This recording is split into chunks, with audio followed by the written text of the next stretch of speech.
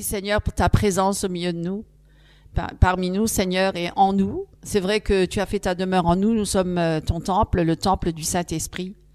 Et c'est toi qui dois régner parfaitement et pleinement en nous Seigneur. C'est toi qui dois être assis sur le trône de notre vie Seigneur. C'est pourquoi ce matin je veux encore élever ton nom. Je vais encore glorifier ton nom et nous voulons tous ensemble, toute l'assemblée entière Seigneur, élever ton nom Seigneur et adorer ton nom et te glorifier et t'aimer et te louer et te suivre, Seigneur, et écouter sur ta voix, que ce matin encore tu nous enseignes, Seigneur, par ton Esprit Saint. La vérité, le Seigneur, parce que toi, Jésus-Christ, tu es la vérité, le chemin et la vie, Seigneur, et nous voulons vraiment, c'est toi seul qui nous a réconciliés avec le Père, qui nous a ouvert le chemin vers le Père.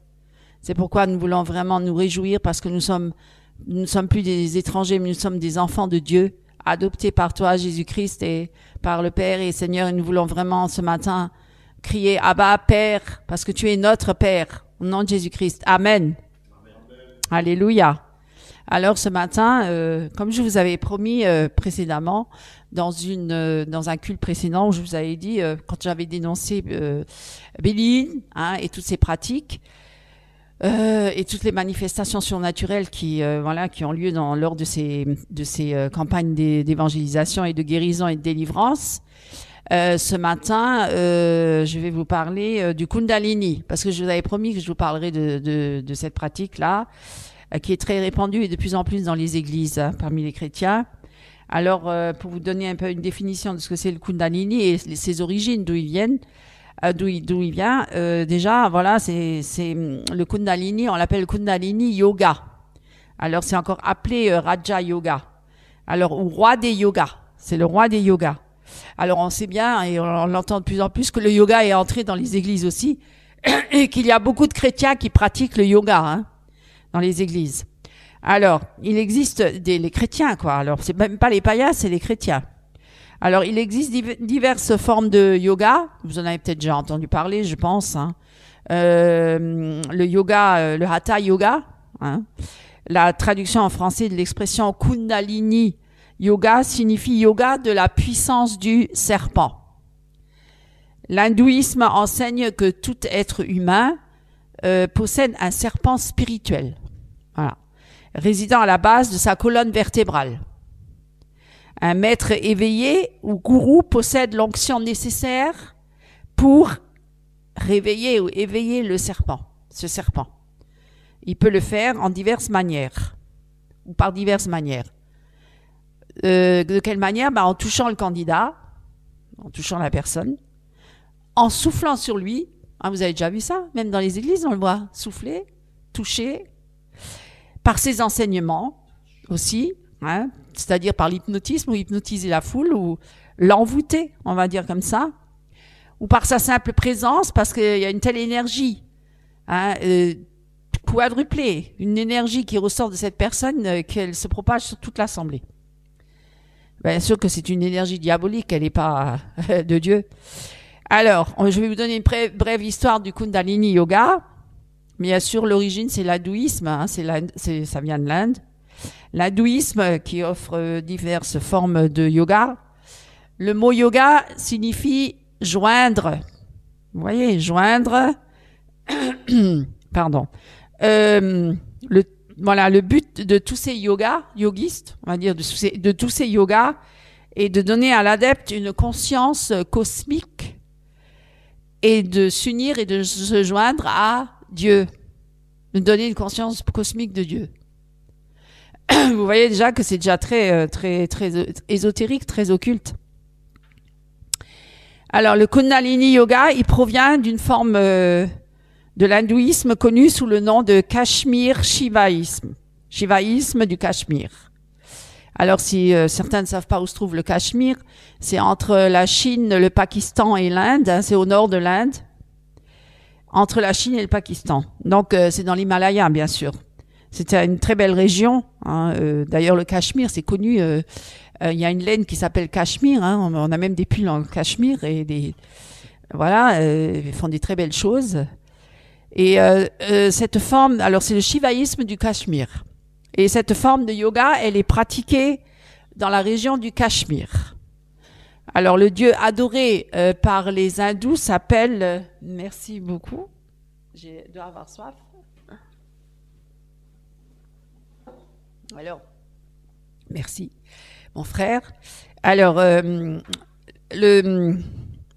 j'étais en train de dire qu'on était dans la région du Cachemire, donc qui est située entre le nord de l'Inde et le Pakistan et la Chine.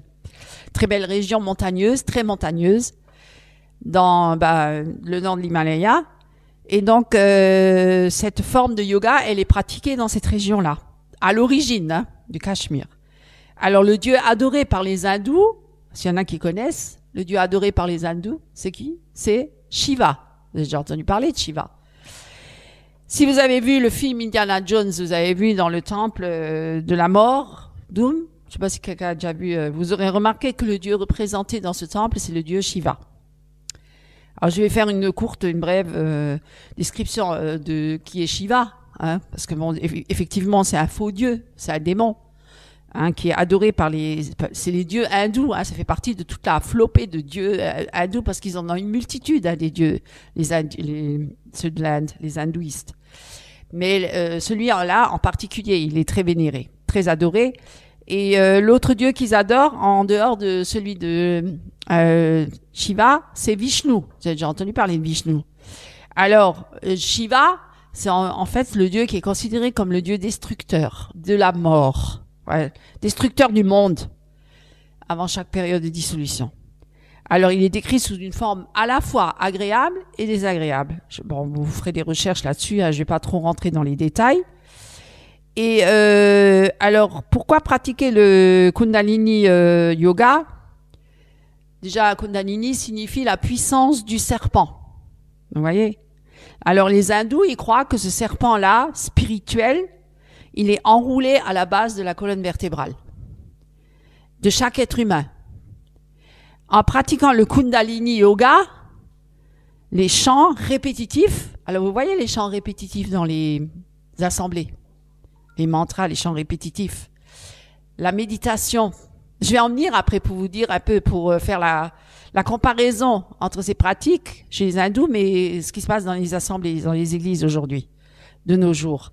La méditation et avec la transmission du pouvoir spirituel d'un gourou. Vous voyez, un gourou qui transmet les pouvoirs spirituels. Là, on voit aussi la position des mains, hein, des pasteurs qui transmettent soi-disant l'onction. L'adepte, en imposant les mains, le gourou qui transmet les pouvoirs spirituels, l'adepte peut éveiller sa Kundalini. Vous voyez? Alors, le Kundalini Yoga est donc le yoga hindou de la puissance. Et ils disent toujours, ils veulent avoir beaucoup de puissance, hein. Ils disent que c'est la puissance du Saint-Esprit. Mais on va voir si c'est vraiment la puissance du Saint-Esprit. Alors, c'est le chemin, par excellence, de la puissance surnaturelle, de l'union avec la divinité. Donc, il dit de l'union avec Dieu, soi-disant. Le Kundalini Yoga peut aussi, mais alors ça, c'est ça qui est très grave, et on le voit, et il y a même des exemples, vous pouvez vérifier par vous-même, hein, sur les vidéos, sur Internet. On trouve tout maintenant, hein. Il suffit de faire des recherches. Le Kundalini Yoga peut aussi conduire à un dérangement mental.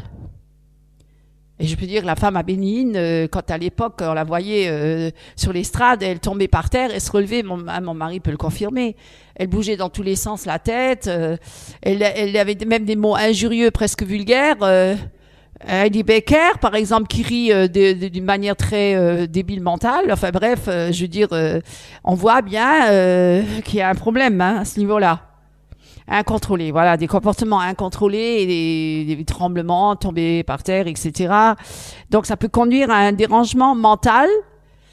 Et après ils disent que c'est l'œuvre du Saint-Esprit. Moi j'ai jamais vu dans la Bible que les gens ils tombaient par terre en tremblant et dans tous les sens, et puis en ayant des paroles injurieuses et d'avoir un dérangement mental.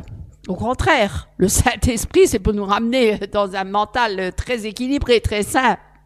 Vous voyez, alors là, c'est tout à fait le contraire. Ça peut nous amener à la psychose et même à la possession démoniaque. Vous voyez, pour ceux qui ne sont pas chrétiens, ils ont les portes ouvertes à tous les démons. et ou à l'oppression pour les chrétiens. Parfois, les chrétiens, ils ont beaucoup d'oppression. Posez-vous la question d'où ça vient. Alors, vous pouvez faire des recherches là-dessus, hein, parce que le New Age, il en parle énormément, parce que c'est quand même... on parle énormément du Kundalini. Hein, ils mettent même en garde contre ce yoga pour les risques qui encourent d'éveiller la puissance du serpent. C'est très dangereux. Et malheureusement, l'homme, il a toujours cette tendance, hein, depuis le jardin d'Éden, hein, depuis la chute d'Adam, hein, l'homme a toujours recherché la puissance. Il veut toujours avoir la puissance, hein, vous avez remarqué. Et s'efforce de devenir semblable à Dieu. Il veut devenir comme Dieu. Il veut être Dieu. L'hindouisme, le shivaïsme du Cachemire est le moyen le plus direct d'atteindre ses objectifs. Vous voyez? Et on voit bien dans les églises, on entend toujours dire feu, puissance, la puissance de Dieu, etc. Hein, on recherche beaucoup. Il n'y a pas que les Africains, les Français aussi. Les Américains, tout être humain, tout homme recherche la puissance. Maya, Faya, etc. Alors les gourous de la puissance, je vais un petit peu vous énumérer certains gourous, vous les connaissez certainement. Vous en avez déjà peut-être entendu parler. Les gourous hindouistes, hein, ceux qui ont vraiment pratiqué ces choses-là. Il y a le Sai Baba, vous en avez déjà entendu parler. Alors, il a eu des millions d'adeptes, le Sai Baba. Hein. Son ministère fut marqué par une manifestation de grande puissance spirituelle, surnaturelle. Je vais vous dire quoi. Sai Baba a accompli de véritables miracles. Ah, tiens, vous voyez, c'est un hindouiste, hein. Il a accompli de véritables miracles. Sai Baba pourrait faire apparaître de la cendre sacrée dans l'air. La cendre qui tombe, sacrée dans l'air. Sai Baba pouvait faire apparaître des anneaux d'or. Hein, la pluie d'or. Vous voyez, là, vous avez déjà entendu par Rémi Bail, la pluie d'or. À Toronto, Pensacola, la pluie d'or. Apparaître des anneaux d'or et des bijoux, même des bijoux qu'il donnait à ses disciples. Il apparaissait des bijoux et puis il les donnait à ses disciples. Voilà. Il leur faisait des cadeaux. Sai Baba savait lire dans les pensées. Hein? Et Sai Baba a même parfois réussi à guérir les malades. Sai Baba, non, c'est pas Ali Baba. Alors, Sai Baba a parfois guéri des malades. Vous voyez, il guérissait des malades. C'est ce que nous voyons aussi dans les églises. Sai Baba apparaissait régulièrement en songe à ses disciples. Et il leur révélait leurs rêves le lendemain. Hein, bien sûr, c'est une haute sorcellerie. Là, une très haute sorcellerie. Sai Baba donnait des visions à ses disciples. Ah, les visions. Vous voyez, il y en a qui ont beaucoup de visions, hein, surtout parmi les chrétiens là, charismatiques, très zélés là dans ces genres de recherche du surnaturel. Ils ont énormément de visions et de rêves. Hein. Et beaucoup de ses disciples à Sai Baba, ils entendaient sa voix, ils entendaient même la voix de Sai Baba en eux, comme celle d'un guide intérieur, qui les guidait dans les décisions de leur vie. C'est Sai Baba qui était leur Dieu, hein.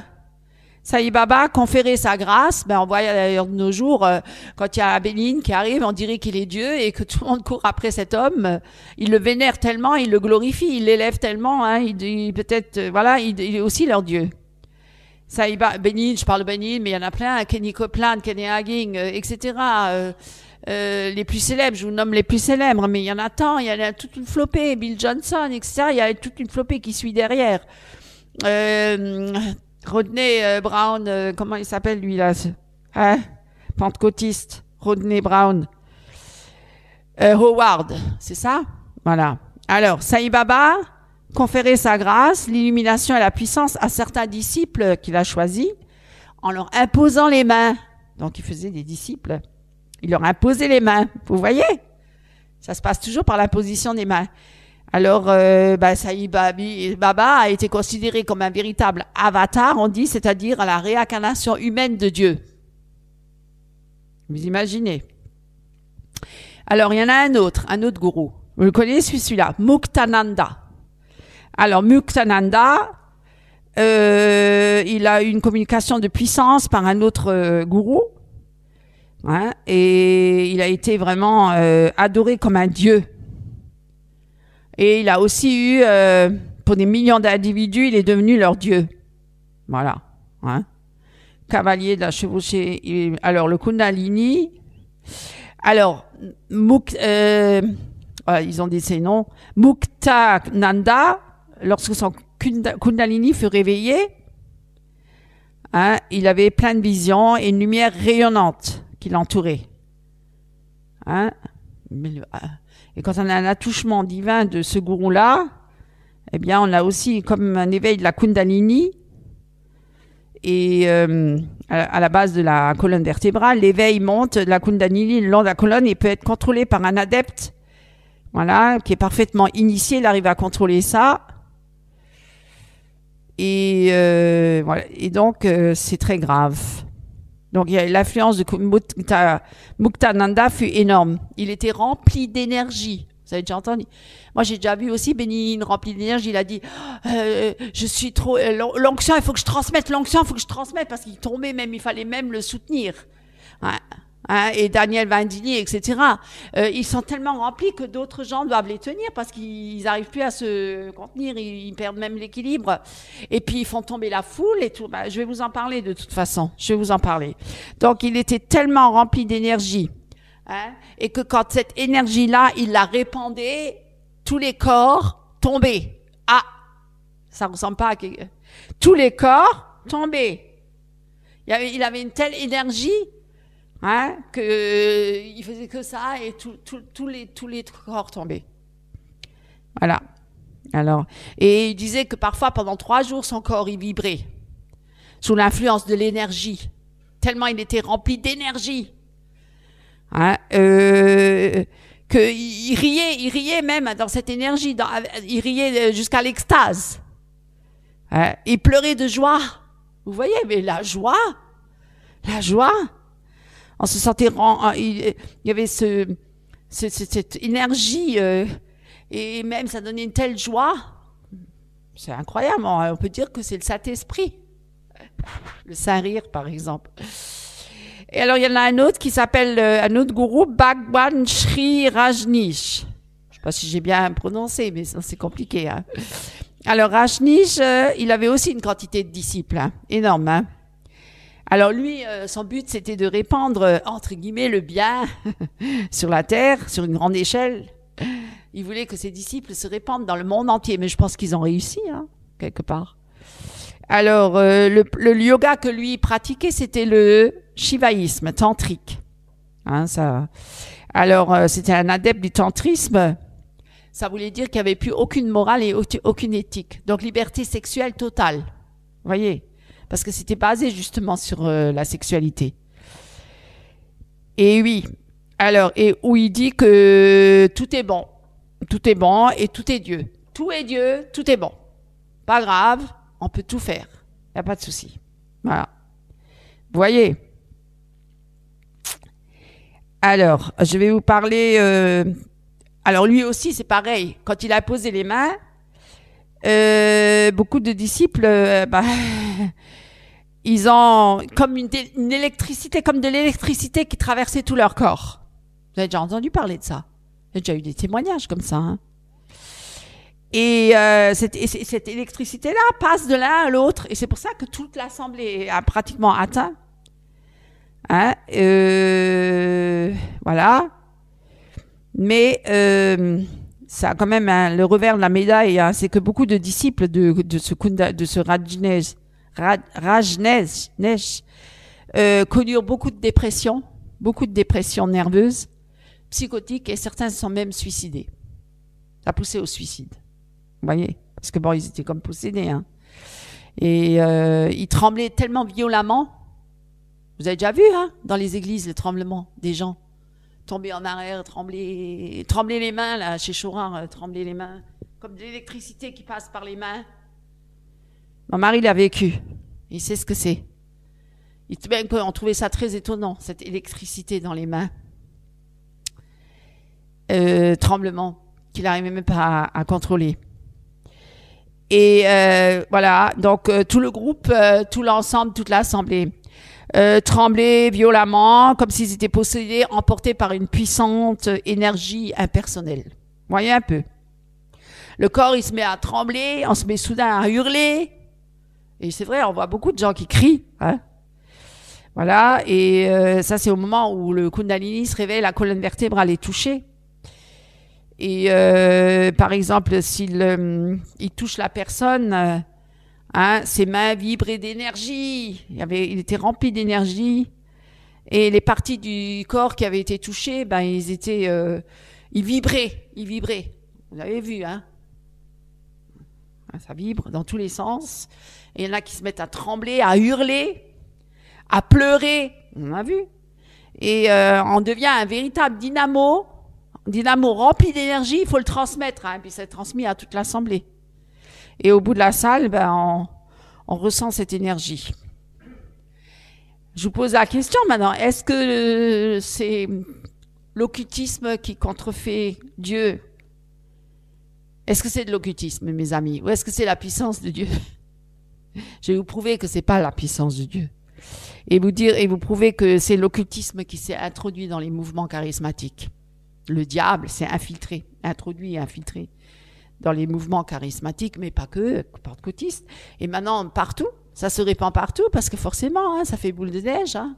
Ça se répand partout. Et c'est ça la fin des temps et l'apostasie générale de l'Église. Alors, c'est pourquoi on va en parler. Et qu'est-ce qu'ils utilisent comme argument, les charismatiques, pour dire que c'est la puissance de Dieu? Ils disent, nous avons l'original. Ça, c'est la manifestation de Dieu. Non. La contrefaçon, c'est les hindous, c'est le Kundalini, mais nous, c'est l'original. Nous, c'est Dieu. Ah bon? Alors, on va prouver que c'est pas vrai. L'original, c'est même pas eux, parce que les occultistes, ils ont pratiqué ça depuis bien longtemps déjà. Alors, vous voyez, hein? Et en fait, même bien avant, ça date de l'époque des Shivaïtes du Cachemire. C'est là l'origine, qui peuvent justement prétendre posséder l'original de ces manifestations du Kundalini. Et ça date de quand, ça? Ces manifestations qui se sont associées, qui remontent à près de 1900 ans avant Jésus-Christ. Vous voyez, ça se pratiquait déjà avant, hein, chez les ancêtres. C'est donc très ancien, bien avant la naissance de Jésus. Ce sont les adeptes de ce yoga qui pouvaient dire, qui allaient dire que la bénédiction de Toronto, c'est ça la contrefaçon, parce que c'est eux qui ont l'original. Pour éveiller spontanément la Kundalini chez les participants. Alors on appelle ça un réveil du Saint-Esprit, l'éveil, mais bon, on va plus rentrer dans les détails. Évidemment que s'il y a une contrefaçon, il y a bien un original qui existe, non? Puisque le diable, il imite toujours, il singe Dieu. Il y a toujours une contrefaçon par rapport à ce qui est vrai. Hein? Et maintenant, je vais vous parler d'un homme qui est très connu. D'ailleurs, je vous ferai un portrait de lui dans un autre culte, parce que ça en serait trop long. C'est le Rodney Howard-Browne. Qui c'est qui le connaît? Mon mari le connaît, on le connaît. Justement, là, on voit ces manifestations qui sont rencontrées dans ces réunions-là de Rodney Howard-Browne, de Toronto ou de Pensacola, hein. Et pourtant, lui, il insinue, il affirme que c'est l'authenticité. Ça, c'est le vrai, pas le Kundalini, ça, c'est le vrai réveil spirituel de Jésus-Christ, de Dieu qui vient parmi les hommes, hein, par ces manifestations surnaturelles. Alors qu'il n'y a aucun fondement biblique. Prouvez-moi-le par la Bible. Qu'on a déjà vécu ça avec les premiers apôtres ou ailleurs. Dites-moi. La Bible, elle cite aucun exemple. Aucun. Aucun exemple qui prouve de telles manifestations. Mais ouais, les occultistes n'ont rien à contrefaire. Ces manifestations, ces démonstrations sont parfaitement charnelles, voire même diaboliques. Ce sont à l'œuvre, qui est à l'œuvre là? Les puissances des œuvres, les puissances démoniaques, et dont Satan est le chef, bien sûr. Vous voyez?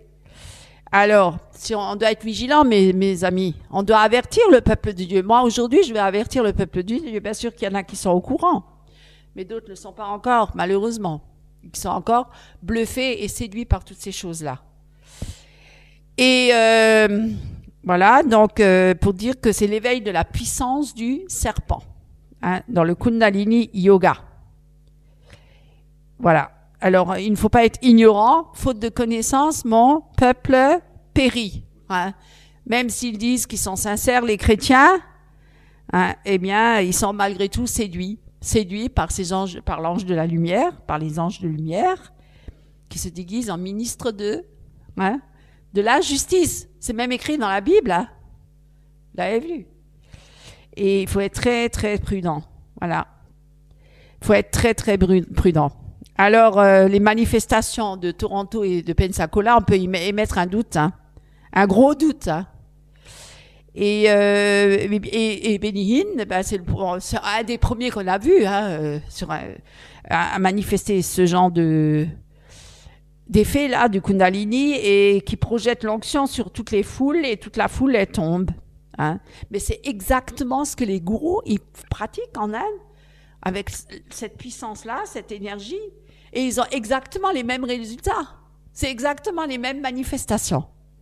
Vérifiez par vous-même, faites des recherches. Ne soyez pas ignorants. Voilà, il faut faire des recherches, il faut étudier tout cela. Parce qu'il se passe trop de choses dans les églises qui ne sont pas claires. Hein? Il y a trop d'égarements, il y a trop de manifestations bizarres qui ne sont pas bibliques. Il faut vraiment vérifier tout ça, mes amis. Alors, vous voyez, donc, pour ces manifestations, je donne l'exemple de Toronto ou Pensacola, il y a eu dernièrement à Asbury. Hein. Je veux dire, le dernier réveil qu'il y a eu il n'y a pas longtemps à l'université de Asbury. Bon, ça s'est vite éteint, hein. Ça s'est vite... ça a eu un moment là de réveil, je sais plus, c'était l'année dernière. C'était pas un vrai réveil en fait, voilà. Et par contre, Pensacola, Toronto, on en a entendu parler. Tout le monde est allé chercher l'onction là-haut. Tout le monde a voulu courir chez Benny Hinn pour chercher l'onction. Tous les pasteurs français voulaient avoir cette onction, cette puissance, parce qu'il se passait rien dans nos églises. Hein, donc il fallait chercher cela pour avoir des manifestations surnaturelles dans les églises, pour faire croire que Dieu il est parmi nous.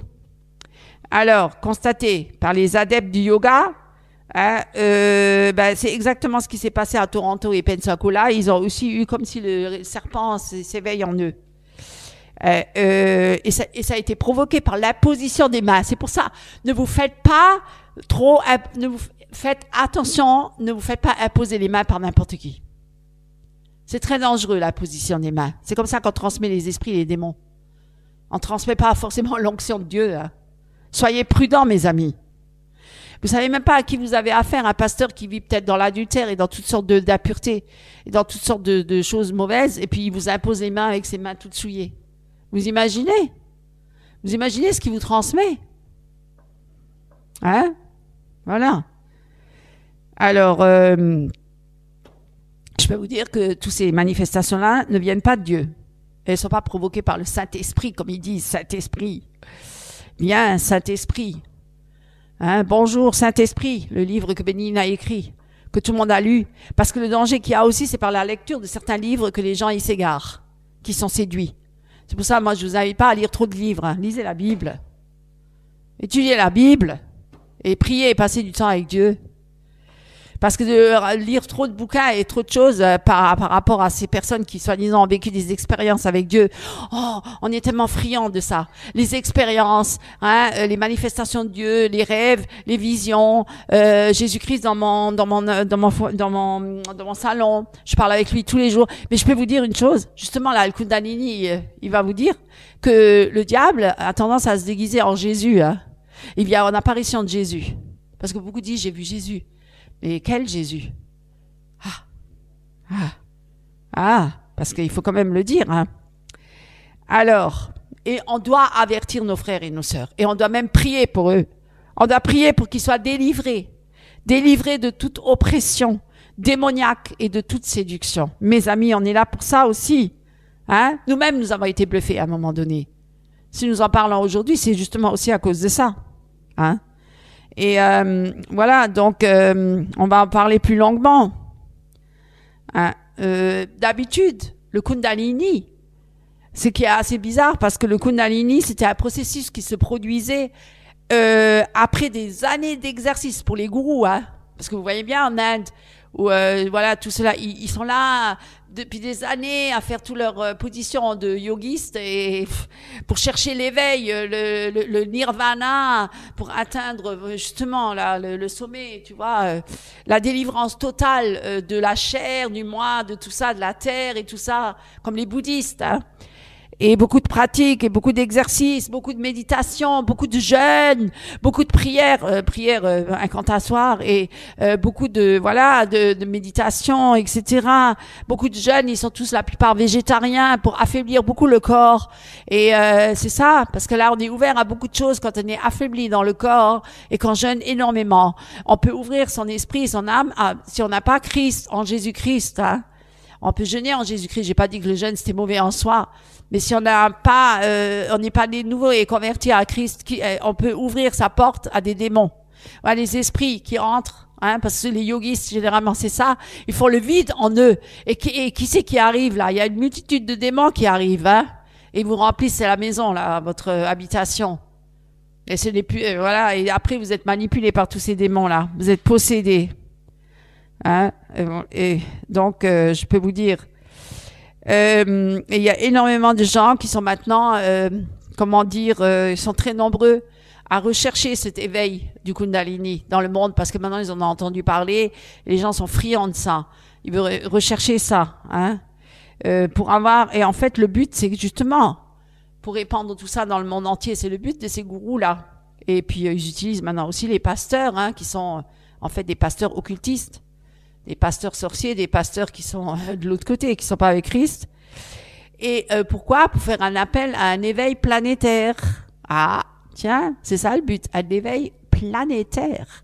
Hein, le New Age, ils en parlent, hein, le New Age, pour avoir une relation avec un Jésus cosmique. Mais c'est qui quoi? On va atteindre qui là? Ben, c'est Satan qui va se manifester. C'est lui qui va être adoré. Et c'est ce qu'il veut, c'est ce qu'il recherche, hein, l'Antéchrist, qui va bientôt venir. Pour que tout le monde plie le genou devant l'Antéchrist. Parce qu'il aura une grande puissance. Hein? Il fera même des miracles, vous voyez. Et il dira qu'il est Jésus, qu'il est le Messie qui est venu. Dieu. Donc mes amis, si on n'est pas vigilant et qu'on n'est pas fidèle à la parole et en communion vraiment proche avec le Seigneur et qu'on ne pêche point, eh bien je peux vous dire qu'on sera gardé. On sera protégé. Hein? Et on sera là aussi pour avertir nos frères et nos sœurs. Hein? Justement beaucoup de gens dans la Kundalini s'est réveillé, et il y en a beaucoup, hein, et dans les milieux chrétiens aussi. Moi j'en ai vu, hein, des femmes, j'ai eu Bénine, sa femme par exemple, mais c'est pas la seule, qui ont encore aujourd'hui des séquelles par rapport à ça. Vous avez déjà vu, ou même Heidi Becker, ils font vraiment des gestes incroyables. Quand ils prêchent, ils font ah, oh, vous voyez, c'est Jésus, alléluia. Voilà, vous imaginez, mais c'est quoi ça? Et franchement, moi ça me fait peur, hein, de voir des gens comme ça. Et puis ça c'est à la tête d'une assemblée ou même d'un mouvement, la nouvelle réforme apostolique, tout ce mouvement-là où ils sont tous des docteurs, ils sont tous appelés docteurs maintenant, hein, parce qu'ils ont atteint un tel niveau de spiritualité. Vous imaginez, ils font tomber les gens, ils mettent à peine la main comme ça, ils font trembler. J'ai vu Heidi Becker, elle a posé la main sur un jeune, surtout là, parce qu'elle a été prise en image, particulièrement filmée, en vidéo. Le jeune garçon, il était très bien avant, tranquille. Elle est venue, elle lui a imposé les mains, il a tremblé, mais d'une manière désespérée, presque dans la panique. Il était dans la panique, parce qu'elle lui transmettait en fait des démons, parce qu'il était complètement possédé, le pauvre jeune. Je vous conseille de chercher cette vidéo. Et Heidi Becker, elle vient partout, hein, parce qu'elle est de la Suisse, mais elle va partout. Elle vient même ici dans la région de l'Est de la France, elle va partout, elle va dans le monde entier, puis elle est en Amérique, et puis elle fait partie de toute cette clique, hein. J'allais dire, comme certains disent, de bande d'escrocs, Bill Johnson et compagnie, Bethel Church, hein, Bethel Church, ouais, ils font partie de tout ce mouvement-là. Et je vous avertis parce que ce n'est pas des gens qui ont existé avant, c'est des gens qui sont là, présents aujourd'hui, et qui agissent et qui œuvrent dans les églises. Et de plus en plus, et on le voit partout dans les églises, on transmet ce genre de pratiques. Et la psychologie chrétienne, parce que la psychologie chrétienne, il faut que j'en parle aussi, parce que c'est partout répandu, la psychologie chrétienne. partout. Même les instituts bibliques, on les oblige à étudier la psychologie chrétienne, alors que c'est totalement diabolique. Parce que Freud, c'était un spirit, et Jung. Alors, excusez-moi, ouvrez les yeux, peuple de Dieu. Ouvrez les yeux. Ne soyez pas naïfs, n'avalez pas tout ce qu'on vous transmet, tout cru, sans analyser, sans examiner. Je vous le dis, c'est horrible. Alors, beaucoup de gens, dans le Kundalini, s'est éveillé spontanément, se rendent même pas compte de ce qui leur arrive, hein, ils sont tellement ignorants. Et notre société occidentale, elle est tellement naïve. Hein. Tout ce qui vient de l'Asie, tout ce qui vient de l'Orient, tout ce qui vient de ce milieu-là, on avale tout, on prend tout, hein, aucun discernement. On s'en rend même pas compte. Ouais. C'est incroyable. Et c'est un processus de transformation de la société, des âmes, des consciences, incroyable. Mais pour les amener à quoi? Mais pour se fléchir le genou devant Satan. C'est ça le but. C'est ça le but. Hein? Et donc, ces gens-là qui ont l'éveil de la Kundalini, ils ouvrent la porte à toutes sortes d'autres expériences mystiques. Je vais pas tout dire aujourd'hui, j'aurai pas le temps, mais je fais déjà là une petite introduction. Hein? Et on continuera dans un prochain culte. C'est juste, j'ai beaucoup de choses à dire. On a beaucoup de choses à dire. C'est très long, mais on est obligé. Hein? C'est un peu comme un accouchement, mes amis. Ça fait mal, mais il faut accoucher de ces horreurs-là pour comprendre que l'Église, elle doit devenir libre. Accoucher de toutes ces mauvaises choses, être délivrée, hein? Pour être enfin des enfants de Dieu libres. Parce que Dieu nous a affranchis pour nous rendre libres, mes amis. Et donc, j'allais donc dire que les symptômes, il faut être capable de reconnaître, même pas les médecins, ils reconnaissent tous ces symptômes. Certains sont tellement ignorants, hein, des conseillers spirituels même ne savent même pas, ils sont même pas capables de reconnaître ces symptômes de ces gens-là, surtout quand ils sont essentiellement physiques. Hein. Alors beaucoup de gens savent que l'éveil de la Kundalini ouvre la porte à toutes sortes d'expériences mystiques. Vous voyez, on rentre dans le domaine du paranormal et magique. On ouvre la porte à toutes ces choses que Dieu il a dit qu'il avait en abomination et que ne devait pas y toucher. Et de plus en plus. Hein.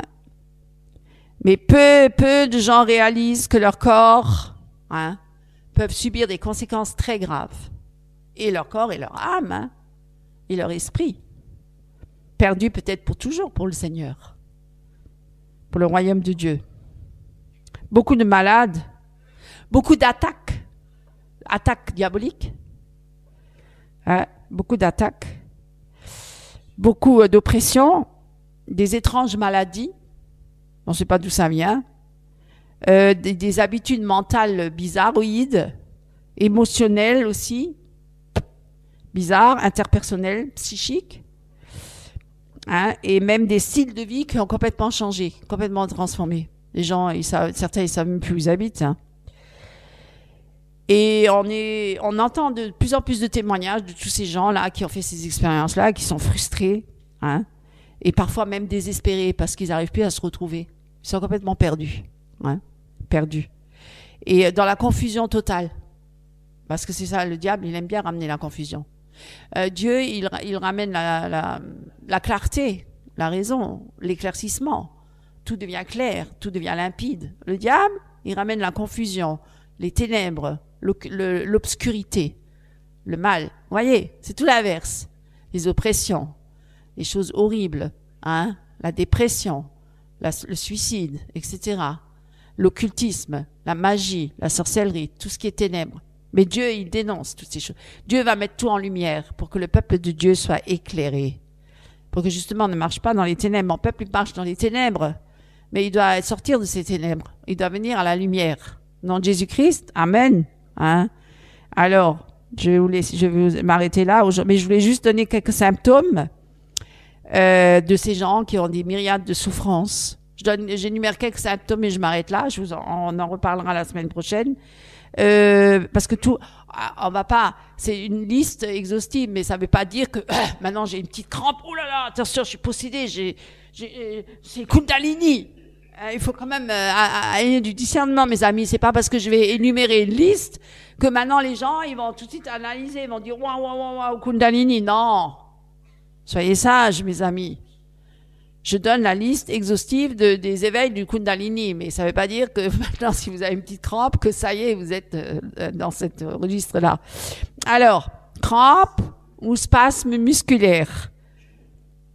Courant, voilà, courant ou flash puissant d'électricité dans le corps, parcourant tout le corps. Courant électrique. Démangeaisons, des vibrations, des piqûres, des contractions, des picotements. Mais ouais, mais on a déjà eu, moi j'ai déjà eu des fourmillements, alors ça veut pas dire que maintenant, oh là, attention. Sensation de chaleur ou de froid intense. Mouvement involontaire du corps, c'est ce que je vous ai montré tout à l'heure. Comme ça, hein. Bizarre, hein, c'est très, très bizarre. On en voit dans les centres psychiatriques, hein, des gens comme ça. Alors, moi j'en ai vu, hein, j'ai travaillé dans ces milieux-là, je sais de quoi je parle, hein. Donc, adopter certaines postures et bouger les membres d'une manière inhabituelle. Hein. Modification des habitudes alimentaires et du sommeil. Hyperactivité et lassitude profonde. Accélération du rythme cardiaque, douleur dans la poitrine. Bon, après ça, n'importe qui peut avoir ça. Hein. C'est pas la crise émotionnelle, changement rapide d'humeur. Douleur et blocage, souvent dans le dos et la nuque. Alors bon, maintenant, c'est pas parce que j'ai un problème dans la nuque que j'aurai ça. Alors, rage aussi, apparemment, tristesse, crainte, rage, dépression. Phénomènes vocaux, spontanés, rire, pleurs. Aussi involontaires, incontrôlables, des rires incontrôlables, involontaires. Vous voyez, le hoquet, même le hoquet. Audition du bruit, des voix internes, des sons, de flûte, de tambour, des chutes d'eau. Il y en a même qui entendent ça. Des chants d'oiseaux. Des bourdonnements d'abeilles, mais aussi des rugissements, des souffles violents, des coups de tonnerre ou des sonneries de cloche dans les oreilles. Confusion mentale, difficulté de se concentrer, état seconde conscience, etc. Je ne vais pas tous vous les énumérer, et la liste est longue.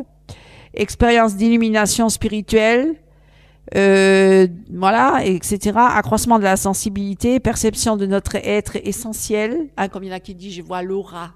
J'ai entendu des gens qui disent, je vois ton aura. Ah bon? Elle a un don surnaturel de voir mon aura. C'est incroyable, hein, vous voyez. Ça, tout ça, c'est très bizarre. Est-ce que Jésus ou les apôtres, ils ont dit, je vois ton aura? Non, mais écoutez, arrêtez. Alors, expérience psychique, perception extrasensorielle, voyage astro. Tiens. Ah, la sortie astrale. Il y a beaucoup de pasteurs qui parlent de sortie astrale. Joël Tatou, Karambiri, sortie astrale. Certains sortent astralement, soi-disant, pour faire du bien aux ouailles de l'église.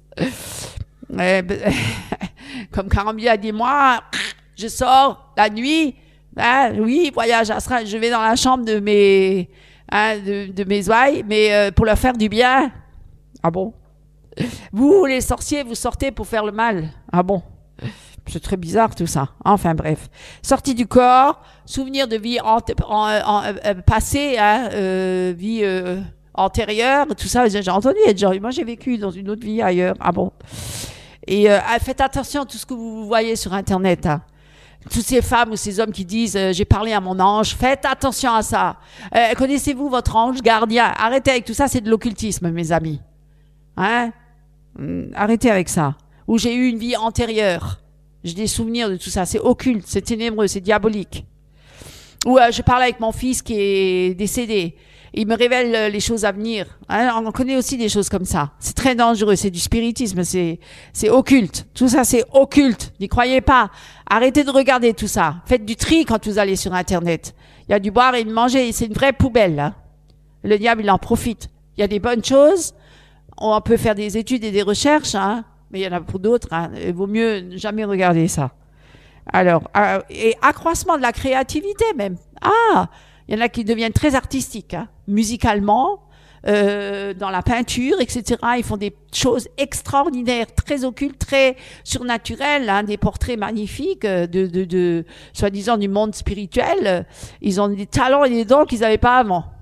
Vous voyez? Donc, très dangereux. Ne vous fiez pas aux gens qui ont des dons et des talents artistiques, ça ne veut rien dire. Parce que le diable aussi peut en donner. On se dit, c'est un don de Dieu, non. accroissement de la créativité, expression de soi, communication spirituelle, même discernement spirituel. Ils sont devenus très éveillés à ce niveau-là, perception de tout, choses que nous on perçoit pas naturellement, des vibrations, etc. Vous voyez, donc ils reçoivent des pouvoirs. Ils reçoivent des pouvoirs surnaturels, occultes. Voilà, donc ça c'était pour faire une petite introduction et je vous invite à écouter la prochain culte, la suite de cette étude approfondie sur le Kundalini et de ce qui se passe et les manifestations surnaturelles dans les églises. Amen. Que Dieu vous bénisse. Amen. Bonjour mes frères et sœurs en Christ. Ce matin, prenons ensemble dans Actes des Apôtres, chapitre 8, au verset 18 à 25. Le titre s'intitule « Pierre reprend Simon ». Lorsque Simon vit que le Saint-Esprit était donné par l'imposition des mains des apôtres, il leur offrit de l'argent, en disant « Accordez-moi aussi ce pouvoir afin que celui à qui j'imposerai les mains reçoive le Saint-Esprit. » Mais Pierre lui dit « Que ton argent périsse avec toi, puisque tu as cru que le don de Dieu s'acquérait à prix d'argent. Il n'y a pour toi ni part ni lot dans cette affaire, car ton cœur n'est pas droit devant Dieu. Repens-toi donc de ta méchanceté et prie le Seigneur pour que la pensée de ton cœur te soit pardonnée, s'il est possible, car je vois que tu es dans un fiel amer et dans les liens de l'iniquité. » Simon répondit, « Priez vous-même le Seigneur pour moi, afin qu'il ne m'arrive rien de ce que vous avez dit. » Après avoir rendu témoignage à la parole du Seigneur et après l'avoir prêché, Pierre et Jean retournèrent à Jérusalem, en annonçant la bonne nouvelle dans plusieurs villages des Samaritains. Soyez bénis, soyez richement bénis. Amen. Frères et sœurs en Christ, bien chers internautes, nous voilà à nouveau réunis dans la présence du Seigneur. Merci aussi à mon épouse pour de nous avoir avertis, de nous avoir éclairés, parce que c'est vrai que nous vivons des temps très difficiles, où l'hérésie est à son apogée, et nous avons plus que besoin d'entendre, effectivement, de la nourriture, de nous apporter la nourriture solide, et c'est ce qu'on va faire maintenant, parce que des hérésies se sont effectivement sournoisement infiltrées dans nos églises, et c'est dramatique, c'est réellement dramatique. Nous allons à cet effet dans Jérémie chapitre 29 verset 13. Alors j'ai intitulé cette prédication « Comment chercher et comment trouver Dieu ?» Non pas des manifestations surnaturelles, mais Dieu. Jérémie 29, 13. Vous me cherchez et vous me trouverez, si vous me cherchez de tout votre cœur. Je me laisserai trouver par vous, dit l'Éternel. 1 Chronique 22, 19. Appliquez maintenant votre cœur et votre âme à chercher les manifestations surnaturelles. Ah non, à chercher l'Éternel, votre Dieu. Ah, c'est l'Éternel notre Dieu, et non pas les manifestations surnaturelles. Amos 5, 4. Car ainsi parle l'Éternel à la maison d'Israël, cherchez-moi et vous vivrez. Si nous trouvons le Seigneur, nous vivons. Amen. Au travers de ces passages des Écritures, effectivement, nous pouvons constater que nous avons un Dieu vivant. Alléluia. Alléluia. Un Dieu qui parle et qui désire aussi établir une relation intime, une relation verticale entre nous et notre Seigneur, notre Sauveur. Et parce qu'il est notre Créateur, et son seul souhait, c'est quoi? C'est de nous bénir, de nous offrir un cadeau éternel et non pas temporel, mes amis. Amen. On pourrait s'arrêter là. On pourrait s'arrêter là. Amen. Nous avons déjà, mes amis, cette possibilité de communiquer avec lui en esprit, ici-bas, sur cette terre. Alléluia. Nous sommes des terriens. Et qu'en sera-t-il lorsque nous serons avec lui en face à face, mes amis? Ce n'est pas un conte de fées, ce que je suis en train de vous dire ce matin, ni de la science-fiction, mais bien une réalité. Et pourtant, cette réalité, nombreux sont ceux qui la nient et préfèrent croire aux extraterrestres. Vous comprenez? Ils sont aveuglés. Satan les a aveuglés pour la destruction finale, pour le jugement dans les ténèbres, mes amis. Parce qu'ils nient la divinité, parce qu'ils ne reconnaissent pas Jésus-Christ comme étant le Seigneur et le Sauveur, mais ils reconnaissent les extraterrestres, mes amis. Jésus-Christ a dit, qu'est-ce qu'il a dit? Je suis le chemin, je suis la vérité et la vie. Et pour d'autres, Jésus-Christ est un extraterrestre. Pour d'autres, Jésus-Christ n'est qu'un philosophe. Pour d'autres, Jésus-Christ n'est pas le Fils de Dieu, mais il est un grand prophète, mes amis. Mais pourquoi n'appelons pas un chat un chat? Jésus-Christ est le Fils de Dieu. C'est la parole de Dieu, ce sont les Écritures qui le confirment. Amen. Et nous croyons aux saintes lettres. Et merci Seigneur parce qu'il nous a donné le Saint-Esprit pour l'attester. C'est par l'esprit de vérité, mes amis, et non pas l'esprit d'égarement, l'esprit de mensonge, qui nous vient directement de Satan. Nous pouvons déjà ici-bas goûter le ciel, mes amis. Oui, nous pouvons, malgré que nous devons passer par des épreuves et des tentations.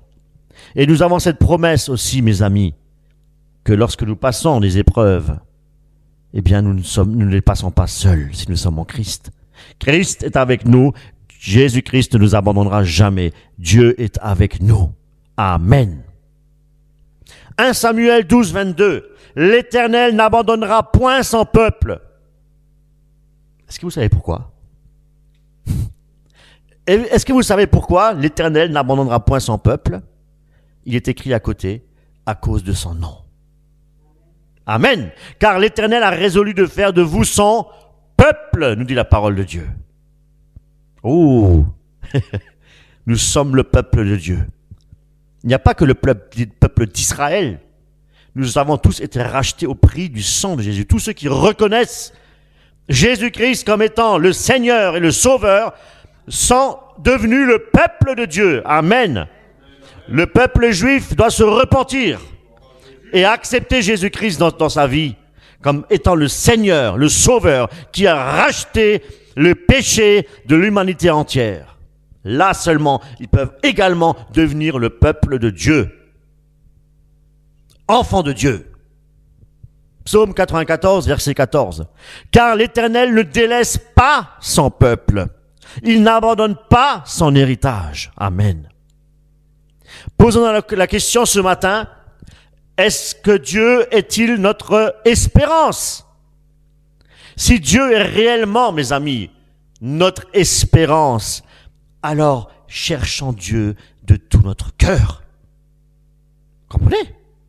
Cherchons-le de tout notre cœur. Cherchons-le, nous dit la parole de Dieu, de toutes nos forces. Voyez-vous? Et pas dans la faiblesse, dans toute la force. Chercher Dieu dans la force, c'est chercher Dieu dans les épreuves, mes amis. Quand les choses ne vont pas. Dans la force et pas dans la faiblesse. Et de toutes nos pensées, mes amis. Que nous ayons qu'une seule pensée, la pensée de l'éternité, mes amis. Nous devons chercher Dieu.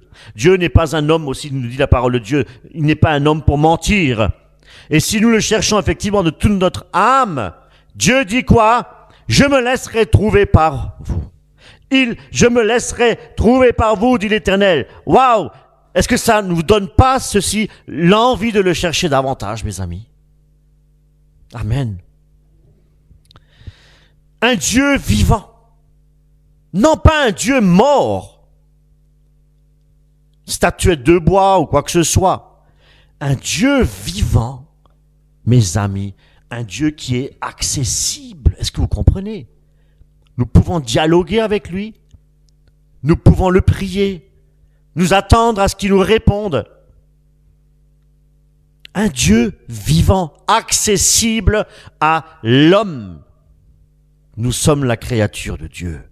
Et nous pouvons avoir effectivement cette communication.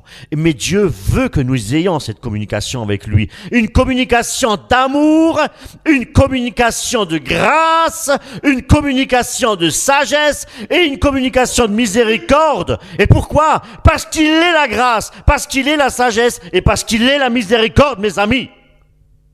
Dieu est tout puissant. Dieu est Dieu, mes amis. Ne le réduisons pas, mes amis, à un pote. Ne le réduisons pas à un copain. Mes amis, comme des fois on l'entend chez les charismatiques. Qu'est-ce que Dieu veut? Dites-moi. Que nous le cherchons.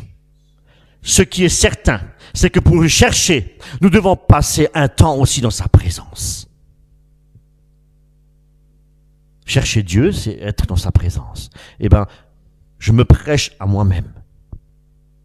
Suis-je suffisamment, dans la présence de Dieu pour le chercher? Passes-tu du temps dans la présence de Dieu pour le chercher? Au travers la prière, au travers la lecture de la parole, peut-être même le jeûne, pour certains. Mes amis, comment chercher Dieu? Déjà, premièrement, nous approcher de lui avec un cœur humilié. Un cœur humble. Et nous devons reconnaître, mes amis, notre misère. Et non pas comme une sœur que j'ai entendu prêcher sur Internet qui disait « Je ne suis pas pécheresse, nous ne sommes plus des pécheurs, nous sommes en Christ, nous sommes une nouvelle créature, nous ne sommes plus des pécheurs. » Parce que nous avons été rachetés, parce que Dieu a payé le prix fort, nous ne sommes plus pécheurs. Mes amis, c'est une grande hérésie. Nous devons, devant le Seigneur Tout-Puissant, reconnaître notre bassesse, reconnaître notre impuissance. Parce que nous avons besoin du Seigneur, mes amis. Et nous approcher de Dieu, nous devons le faire avec beaucoup d'humilité. Avec beaucoup d'humilité. Et reconnaître notre misère. Devant un grand Dieu, 3 fois saint. Un Dieu Père, un Dieu Fils et un Dieu Saint-Esprit. Non pas qu'il y ait 3 dieux, mes amis. Hypostase. Un Dieu en 3 hypostases, oui, en 3 personnes. Voilà. Je le dis, parce que la doctrine de Sabellius, les modalistes, aujourd'hui plus que jamais, pour dire que Jésus-Christ c'est le Père, c'est le même, c'est le Père qui est crucifié sur la croix, c'est pareil, c'est le Saint-Esprit qui... Non, mes amis, confusion totale. Le Père, Jésus-Christ, c'est le Fils, et le Père a un Fils, il s'appelle Jésus-Christ, mes amis. C'est le Dieu trinitaire, le Dieu de la Trinité. Concile de Nicée en 325 après Jésus-Christ. Il y avait déjà, à cette époque, énormément de confusion dans les esprits, avec le montanisme, les arianismes, Sabellius, et ainsi de suite, mes amis. Voyez-vous, c'est pourquoi c'est important d'étudier l'antique et d'étudier les chrétiens antiques, avec les pères apostoliques et ainsi de suite, apologétiques, etc. C'est important. Je vous le dis que c'est important. Mais il ne vous sauve pas. C'est Jésus-Christ qui nous sauve. Mais nous devons quand même faire attention parce que nous sommes vraiment à la fin des temps et je vous dis, les hérésies à son comble. À son comble. Jacques 4, 8, approchez-vous de Dieu et il s'approchera de vous. Amen. Nettoyez vos mains. Pécheurs, purifiez votre cœur. Homme irrésolu. Voyez-vous, là il dit pas, je te purifie ton cœur. Nous devons aussi purifier notre cœur. Nous avons un travail, nous devons travailler à notre salut. Il n'a pas dit, je vous nettoie vos mains. Nettoyez vos mains. Voyez-vous, c'est un ordre, c'est un impératif. Voyez-vous, homme irrésolu, sentez votre misère. Oh oui, oh oui. Qui sommes-nous? Une vapeur qui passe, nous dit la parole de Dieu. Ésaïe 55, verset 6. Cherchez l'Éternel pendant qu'il se trouve. Parce qu'à un moment, ce sera trop tard. Un jour, ce sera trop tard. Un jour, ce sera le jugement. Ce sera trop tard. Aujourd'hui, si tu entends la voix de l'Éternel, n'endurcis pas ton cœur. Viens à lui. Comme tu es, viens à lui. Parce que nous sommes sauvés par la foi. Et les œuvres accompagneront. Nous ne sommes pas sauvés par les œuvres, nous sommes sauvés par la foi, et les œuvres accompagneront. Épître de Jacques, je vous invite à la lire. Ésaïe 55, verset 6, cherchez l'Éternel, je disais oui, invoquez-le, tandis qu'il est prêt. Que le méchant, on a un travail à faire, travail notre salut, que le méchant abandonne sa voie, et l'homme d'iniquité ses pensées. Dites-moi, est-ce que vous avez que des pensées de Christ du matin au soir? Est-ce que vous avez que des pensées de Jésus-Christ et du royaume de Dieu du matin lorsque vous ouvrez vos yeux jusqu'au soir, vous fermez vos yeux? Est-ce que vous avez des pensées en Christ toute la journée? Non. Si vous dites oui, il y a un problème. Non. C'est pourquoi il est dit dans la parole de Dieu, il est dit, et l'homme d'iniquité ses pensées. Voyez-vous? Que le méchant abandonne sa mauvaise voie et l'homme d'iniquité ses pensées. Mes amis, qu'il retourne à l'Éternel. Et qu'est-ce qui se passe si nous retournons à l'Éternel? La parole de Dieu nous dit, il aura pitié de nous. Amen. Seigneur, aie pitié de nous. Aie pitié de nous, Seigneur. Nous sommes sans toi, nous sommes perdus, Seigneur. Oui, nous sentons notre misère. Nous sentons notre misère et nous sommes des hommes irrésolus et nous devons purifier nos mains, nos cœurs, nettoyer nos mains et nous devons purifier notre cœur. Oui, Seigneur, parce que tu es 3 fois saint. Dieu, nous dit après, ne se lasse pas de pardonner. Dieu nous pardonne si nous venons avec un cœur repentant. Mes amis, chercher Dieu, c'est vouloir nous attacher à lui. Chercher Dieu, c'est aussi vouloir nous soumettre à sa volonté. Chercher le Seigneur pour nos intérêts personnels ne plaît pas à Dieu. On ne doit pas chercher Dieu dans le but de satisfaire nos passions, comme nous le dit aussi Jacques. Nous devons le chercher pour apprendre à le connaître lui seul, le Dieu d'Israël. Et nous allons voir 3 manières, mes amis, ou plutôt, on va parler d'attache, être attaché au sceptre, être attaché. 3 attaches qui nous permettent de nous unir à Dieu. La première attache, quelque part, je ne veux pas dire superficielle, mais c'est une attache qui manque un peu de solidité. Comment dire, une attache qui manque de maturité. Voyez-vous, on peut être attaché, mais en ayant effectivement un manque de maturité. Cela signifie qu'un jour nous avons dit oui au Seigneur, nous avons été tout feu, tout flamme, nous avons été touchés par son amour, nous fréquentions effectivement assidûment les cultes du dimanche matin, nous participons aussi activement au sein de l'assemblée, mais nous avons aussi d'autres motivations. Un cœur un peu plus partagé. Voyez-vous? Des motivations qui sont un peu plus d'ordre mondain. On est attaché au Seigneur, mais on ne passe pas beaucoup de temps avec lui dans la prière, dans la lecture de la parole de Dieu ou à l'étude de sa parole. Voilà. Donc, est-ce que vous vous reconnaissez? Moi, je me reconnais là-dedans. Je vous dis la vérité, je me reconnais. vous dire les choses comme elles le sont. Nous ne passons pas suffisamment de temps avec le Seigneur, mes amis. Et je le reconnais moi personnellement. Voilà. On est trop souvent occupé dans nos loisirs. Par exemple, on veut passer beaucoup de temps sur Internet. Il m'arrive aussi des fois de passer beaucoup de temps sur Internet, mes amis. Et à un moment donné, je vais dire stop. Stop maintenant, ça suffit. Au lieu de chercher Dieu, on passe aussi beaucoup de temps à se divertir. Dans des choses qui nous font perdre du temps. Mais nous devons racheter le temps, nous dit la parole de Dieu. Éphésiens 5, 15. Prenez donc garde de vous conduire avec circonspection, non comme des insensés, mais comme des sages. Rachetez le temps.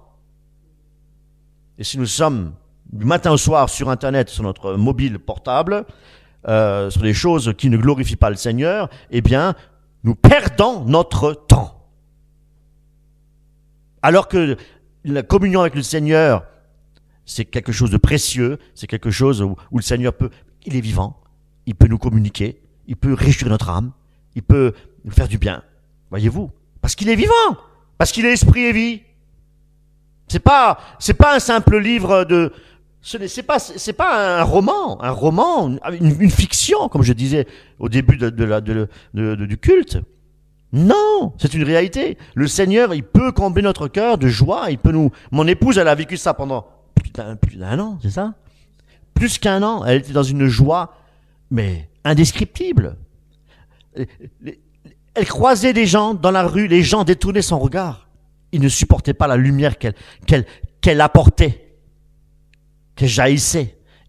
Elle était éclairée dans le visage. Voyez-vous? Juste pour vous dire, il y a même une fois une jeune fille qui, en regardant mon épouse, est devenue blanche comme la mort, les yeux sont révulsés et elle a vomi. Elle a chassé les démons, uniquement par la présence de Dieu en elle, tellement qu'elle était remplie d'amour, remplie de compassion, remplie de tout ce que vous voulez. Voyez-vous ce que Christ peut faire dans une personne. Mon épouse l'a vécu pendant plus d'un an. C'est énorme, c'est énorme. Voyez-vous, elle a passé que du temps avec le Seigneur. Elle a passé du temps à lire la parole, à prier, elle faisait que ça pendant plusieurs années. Donc, voyez-vous, le Seigneur peut nous utiliser puissamment, mais nous devons être attachés à lui. Donc, nous devons racheter le temps, car les jours sont mauvais. Et moi, je rajoute quelque chose dans la parole. On n'a pas le droit, mais je le fais. Car les jours sont très mauvais. Les jours sont très, très, très mauvais, mes amis. C'est pourquoi ne soyons pas inconsidérés, nous les paroles au verset 17, mais comprenez quelle est la volonté du Seigneur. Quelle est sa volonté? Le chercher de tout notre cœur, de l'aimer de tout notre cœur, toutes nos pensées, toutes nos forces, mes amis. Oui, et comprendre la volonté du Seigneur, c'est le chercher de tout son cœur. Dieu nous aime et Dieu désire que nous l'aimons en retour et qu'on le cherche. Psaume 53, 2. Dieu du haut des cieux regarde les fils de l'homme pour voir s'il y a quelqu'un qui soit intelligent, virgule, qui cherche Dieu. Romains 3, 10. Selon qu'il est écrit, il n'y a point de juste, pas même un seul. Nul n'est intelligent, nul ne cherche Dieu. Tous sont égarés, tous sont pervertis.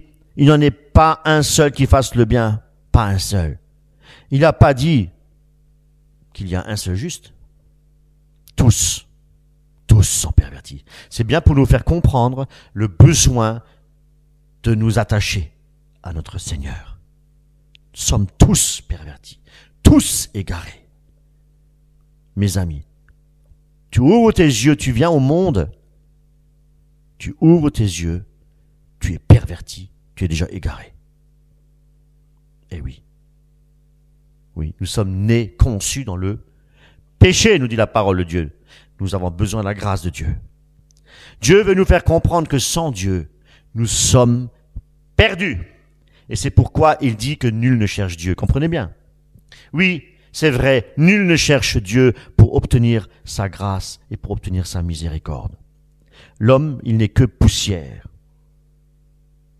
Que poussière.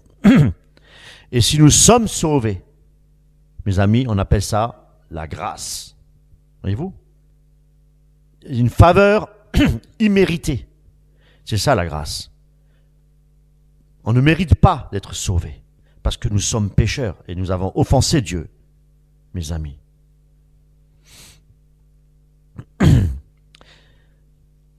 Dieu s'est fait homme et il est venu pour nous racheter, nous racheter et nous sauver. De quoi? Nous sauver du juste jugement de Dieu à venir, de la colère de Dieu à venir. Voyez-vous? Et il l'a fait par son sang précieux. Le sang qui nous purifie de toute iniquité. Et nous avons le privilège et la grâce, mes amis, de devenir enfants de Dieu. Non pas par notre propre volonté, mais par l'amour de Dieu et par sa volonté. Nous sommes devenus enfants de Dieu. Maintenant que nous sommes chrétiens, quelle est ma priorité dans ma vie chrétienne? La parole nous enseigne que nous avons à faire certaines choses. Premièrement, c'est vrai que naturellement notre cœur ne se tourne pas vers notre Seigneur, mais plutôt à accomplir nos désirs et nous soucier de nos intérêts personnels. Mais Jésus nous dit dans Matthieu que nous devons chercher premièrement quoi? Le royaume de Dieu et sa justice. Donc, chercher Dieu, c'est quoi? C'est chercher premièrement son royaume. Voyez-vous? Les Écritures nous enseignent. Mais qu'est-ce que cela signifie de chercher le royaume de Dieu? Déjà, nous apprenons que le royaume de Dieu n'est pas le manger, n'est pas le boire, mais que le royaume de Dieu, c'est quoi? C'est quoi là? Le royaume de Dieu, c'est la justice et la paix et la joie dans le Saint-Esprit. Waouh! Quand nous avons accepté Jésus, le Saint-Esprit nous a convaincus de péché, de justice et de jugement. Et c'est pourquoi maintenant que nous sommes devenus enfants de Dieu, nous devons chercher Dieu pour manifester le fruit de l'Esprit. Voyez-vous, ce n'est pas parce que nous sommes enfants de Dieu que nous n'avons plus besoin de chercher Dieu. C'est bon, je suis chrétien, je suis enfant de Dieu, c'est bon. J'ai plus besoin de chercher Dieu. Non. Au contraire, tous les jours, nous devons nous attacher à Dieu, le chercher. Pourquoi? Je l'ai dit, pour manifester du fruit. Si Christ habite en nous par son esprit, nous devons tous les jours être en communion avec lui et nous attacher à Christ, nous attacher au cep. Jésus nous enseigne que si nous demeurons attachés au cep, on portera beaucoup de fruits. Donc c'est Christ de rajouter que sans lui, nous ne pouvons rien faire. C'est vrai, parce que tout nous vient de notre Seigneur. Alléluia. C'est lui qui est venu nous chercher premièrement.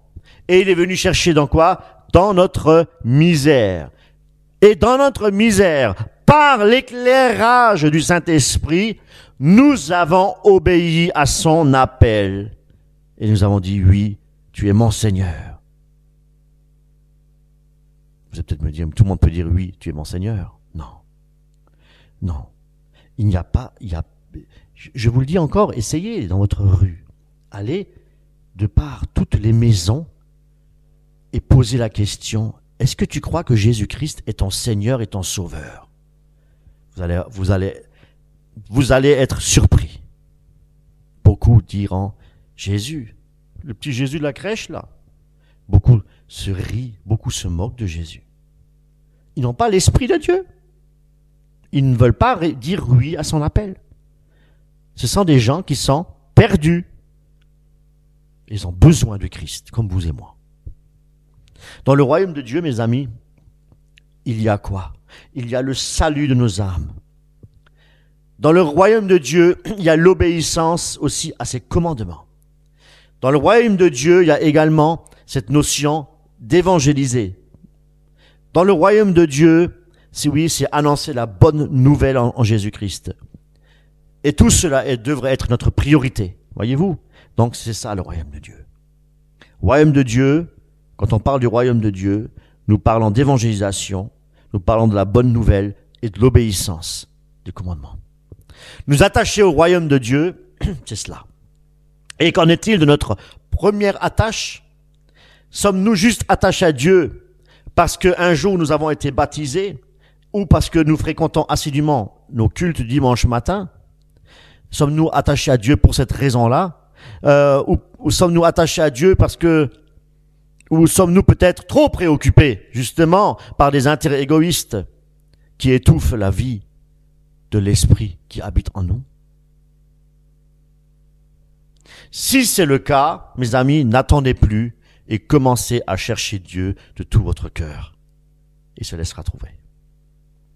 Il y a un deuxième lien qui nous attache à Christ, qui nous tient donc unis à lui, c'est la crainte de l'Éternel. Alors j'aimerais vous poser une question ce matin. Si vous craignez l'Éternel, est-ce que vous le craignez parce que vous n'avez peut-être pas l'assurance de votre salut? Parce que ça aussi, le diable aime bien jouer avec cela. Oh, tu n'es pas assez bon pour être sauvé. Oh, je ne suis pas assez bon. Je suis trop pécheur encore pour être sauvé. Voyez-vous, ça c'est aussi la tactique du diable. Vous n'avez pas, vous n'êtes pas sauvé parce que vous, comment dire, parce que vous faites du bien autour de vous. Vous êtes sauvé parce que vous croyez au Fils à Jésus-Christ. Nous sommes sauvés par la foi. Les œuvres accompagnent, bien entendu. Mais ce n'est pas la raison, voyez-vous. Ou peut-être parce que vous avez peur d'aller en enfer. Voyez-vous. Est-ce que vous le craignez peut-être à cause de cela? Eh bien, mes amis, nous devons craindre Dieu. Non pas d'avoir peur de lui, mais nous devons le craindre parce qu'il est Dieu. Il est saint. Merci, mon frère. Il est saint parce qu'il est la vérité. Parce qu'il est, oui, 3 fois saint, mes amis. Le Dieu parce qu'il est redoutable. Et nous devons le craindre parce qu'il hait le péché. Et le craindre aussi parce que c'est le Dieu du jugement. Parce que Dieu a jugé le péché. Nous devons le craindre et nous devons fuir le péché. Nous devons le craindre à cause du péché, mes amis. C'est ça la vérité. Craindre Dieu, c'est reconnaître sa grandeur, sa toute-puissance, son autorité et sa sainteté face au péché, voyez-vous. Nous ne devons pas avoir craindre Satan, le diable. Pourquoi? Parce qu'il a déjà été vaincu. Alléluia.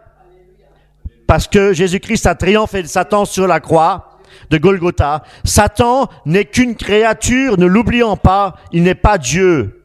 Le Dieu de ce siècle, avec un petit d, il n'est qu'une créature. Satan n'est qu'une créature, il n'est pas Dieu. Il n'est pas Dieu. Il n'a pas tout pouvoir et toute autorité. Mais il l'a sur des âmes qui n'ont pas accepté Jésus-Christ comme Seigneur et Sauveur. Voyez-vous? Eh oui. Il n'est pas Dieu. Je vous le dis encore.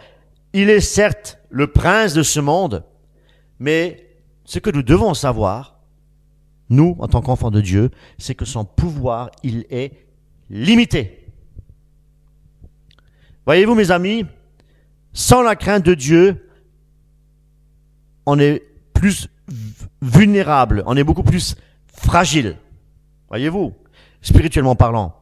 Il s'agit de la première attache que nous avons vue. Une attache qui est superficielle, légère, voyez-vous, qui manque de profondeur et qui manque de zèle. Voilà.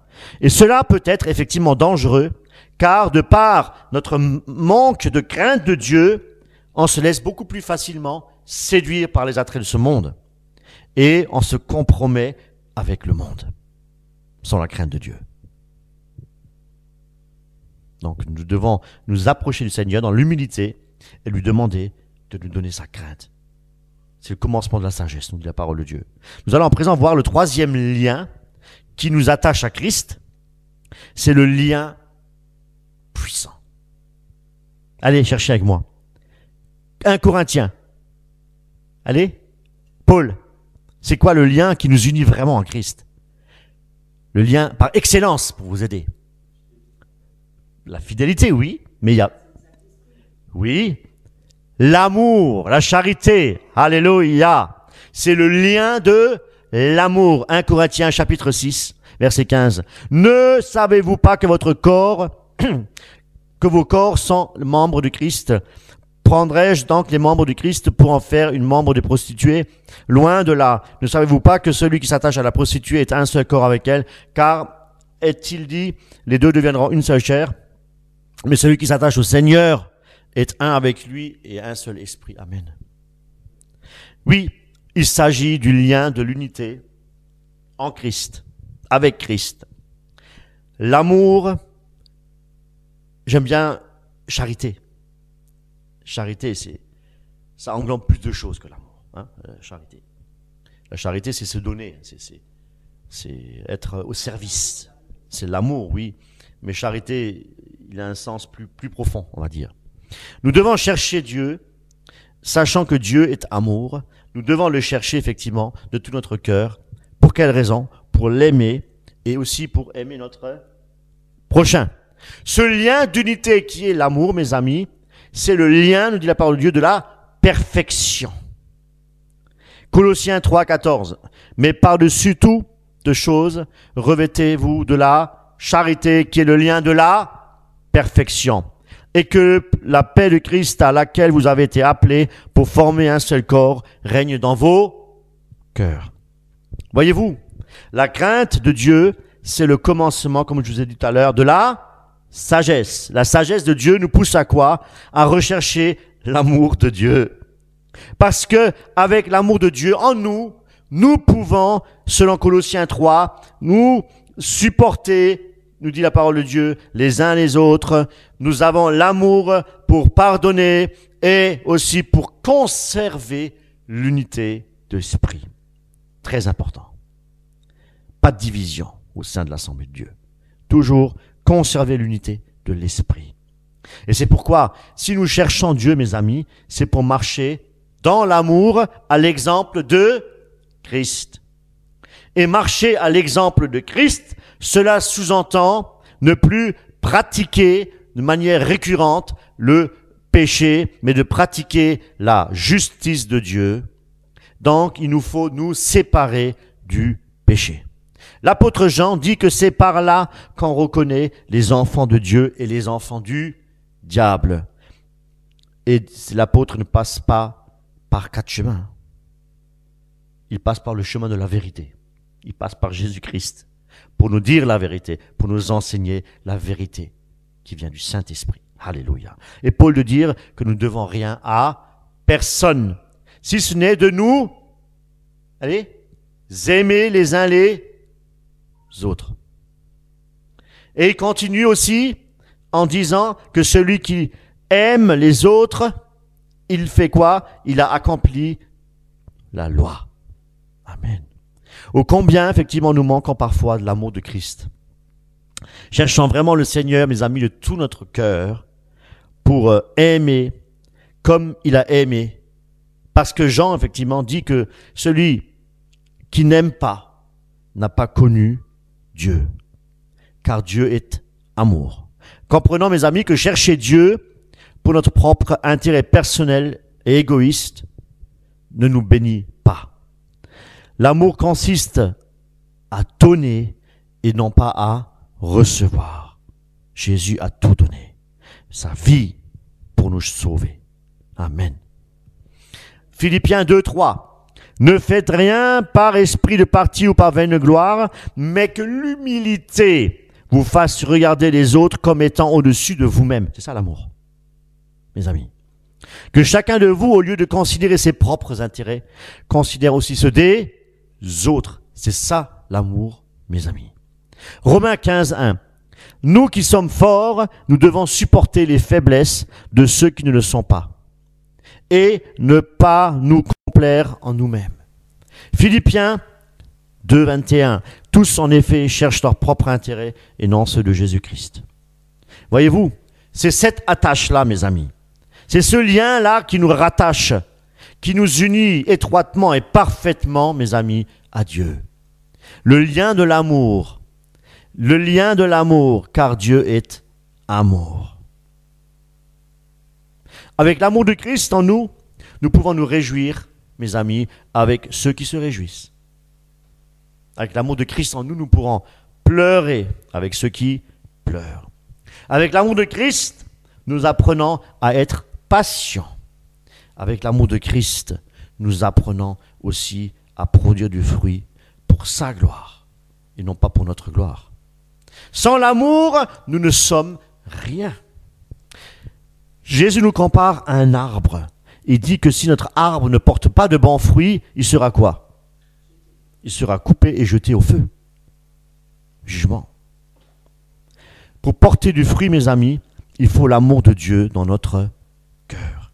Et pour recevoir son amour, il nous faut rechercher Dieu de tout notre cœur, de toute notre force et de toute notre âme, dit la parole de Dieu. Voilà ce qui devrait être notre priorité, nous, si nous réclamons être chrétiens et enfants, disciples du Christ. Cherchez Dieu et cherchez la charité, car sans l'amour de Dieu, je le répète, nous ne sommes rien.